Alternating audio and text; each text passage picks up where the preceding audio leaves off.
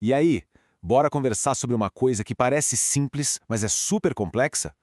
Como é que um pedaço de terra, um território, vira sinônimo de poder? Para desvendar isso, a gente vai mergulhar nas ideias incríveis da geógrafa Berta Becker. Vamos nessa? Pois é, a gente vive num mundo onde tudo parece conectado, né? Trabalho remoto, redes globais, a distância parece que nem existe mais.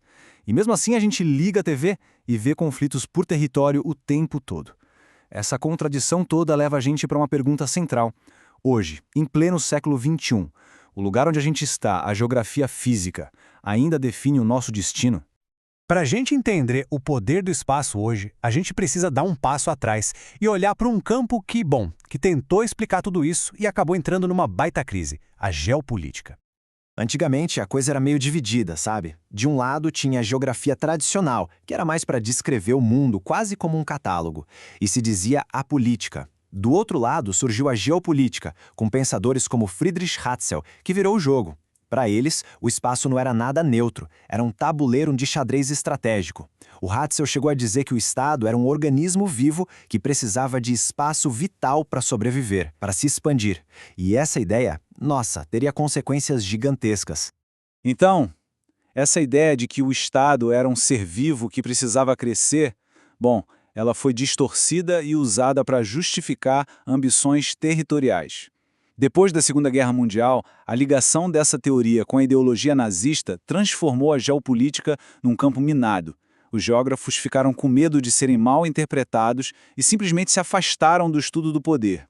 Só que isso deixou um vazio enorme na nossa capacidade de entender como o espaço e a política realmente se conectam. Mas, como dizem, a natureza não tolera vácuo, né? E foi justamente para preencher esse vazio que surgiu o trabalho fundamental de uma brasileira, a geógrafa Berta Becker. A proposta dela? Uma missão super audaciosa: resgatar a geopolítica. A missão da Becker era muito clara. Não era para fingir que o passado sombrio da geopolítica não existiu. Pelo contrário, era para encarar, fazer uma avaliação crítica e salvar as ferramentas que ainda eram úteis para entender o mundo de hoje. E a grande sacada era democratizar esse conhecimento, sabe? Tirar essa discussão dos gabinetes e quartéis e trazer para o debate público, para a sociedade. E aqui está o pulo do gato da proposta da Becker. O poder deixou de ser aquela coisa única, sabe? Concentrada só no Estado-nação. Na verdade, ele se tornou multidimensional, espalhado por um monte de gente, de empresas, a movimentos sociais, em todos os níveis. Tá, mas como é que essa nova estrutura de poder funciona na prática?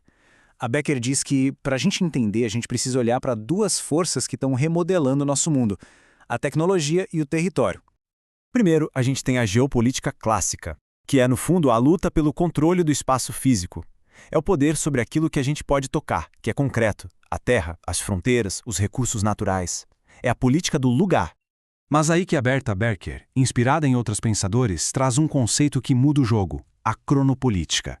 Aqui, a fonte do poder não é mais controlar o lugar, e sim o tempo e a velocidade. É o poder que vem de controlar os fluxos de informação, a logística global, as redes de comunicação que fazem a distância praticamente desaparecer. É a política do ritmo. Isso aqui ilustra perfeitamente o grande conflito do nosso tempo. De um lado, a gente tem o espaço dos fluxos, que é global, abstrato, controlado por corporações gigantes e pela logística militar.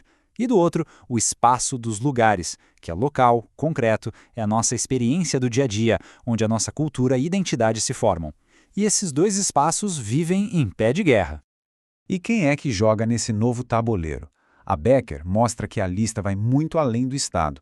Hoje, o poder também está na mão de corporações transnacionais, de uma máquina de guerra global que acelera a tecnologia, de instituições financeiras e, o que é fundamental, o poder de quem resiste a tudo isso: os movimentos sociais, ambientais e as comunidades locais que lutam por outros futuros. Ok, tudo isso pode parecer meio abstrato, né? Então, para a gente ver como essas forças se batem no mundo real, a Berta Becker nos dá um estudo de caso perfeito: o Brasil do século XX. Pensa só, segunda metade do século XX. O governo autoritário da época resolveu encarar um projeto geopolítico assim, gigantesco. O objetivo era usar um planejamento super centralizado e uma racionalidade técnica para transformar e integrar um território do tamanho de um continente, superando o que eles viam como atraso. Essa citação do general Golbery do Couto e Silva, um dos principais cabeças do projeto, mostra direitinho o que estava na cabeça deles. Existia uma crença muito forte de que só o pensamento planificado, a gestão racional vinda do Estado, podia garantir a segurança nacional e o desenvolvimento do país. E a estratégia era super clara, pensada em 3 etapas. Primeiro, fortalecer a base econômica que já existia ali no Sudeste. Segundo, usar essa base como um trampolim para avançar a ocupação em direção ao Centro-Oeste. E por último, a partir do Centro-Oeste, dar o grande salto para incorporar a Amazônia ao resto do país. E por onde eles começaram? Criando um tipo de motor para esse desenvolvimento. Bem no coração econômico do país, eles implantaram uma fronteira tecnológica, com centros de pesquisa e indústrias de ponta, como o Polo Aeroespacial de São José dos Campos.